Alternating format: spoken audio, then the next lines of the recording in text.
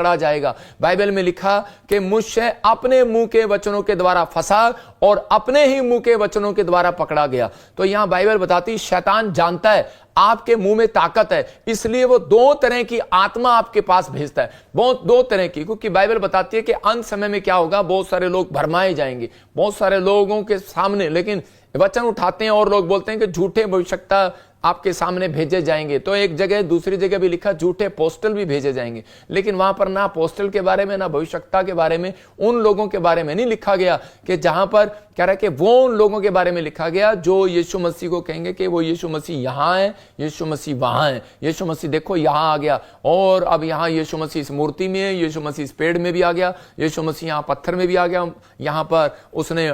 मूर्ति से ये करना शुरू कर दिया। मैं कह रहा हूं कि जो लोग यीशु मसीह की चाहे वो कोई भी जन हो कि वो यीशु मसीह को कहीं पर भी देखकर वो वहां पर पूजा करने लगे, तो इस बात के लिए वहां पर बोल रहा है कि बहुत सारे लोग नहीं जानते, लेकिन लिखा शैतान जानता है आपके मुंह में ताकत है, इसलिए वो दो तरह की आत्मा आपके पास भेजता है। एक नंबर एक लिख सकते हैं अपनी डायरी में, जलन करने वाली आत्मा, और दूसरी मजबूर करने वाली आत्मा। ये जलन करने वाली आत्मा तो आपने सुनी होगी, लेकिन मजबूर करने वाली आत्मा नहीं सुनी होगी। एक आत्मा होती है जो मजबूर करती हैं, जो आपके कामों को डिले करती हैं, जो कह रहा है कि जब तक आप मजबूर नहीं होगे तब तक कहता है कि आपके ऊपर कहता है तब तक आपके ऊपर कर्जा नहीं आ सकता, तब तक आपके घर में लड़ाई झगड़ा नहीं रह सकता। अगर आप मजबूर हो गए उस काम को करने के लिए तो उसी समय कहता है कि वो चीजें आपके घर में आनी शुरू हो जाएंगी, लोग बर्बाद हो जाते हैं, कर्जे में चले जाते हैं, गरीबी में, बीमारी में, बंधन में। लेकिन आज मैं कह रहा हूं जो लोग इस समय परमेश्वर बात कर रहे हैं आज वो बंधन से आजाद हो जाएं यीशु मसीह के नाम में। एक जलन करने वाली आत्मा होती है। एक औरत जो है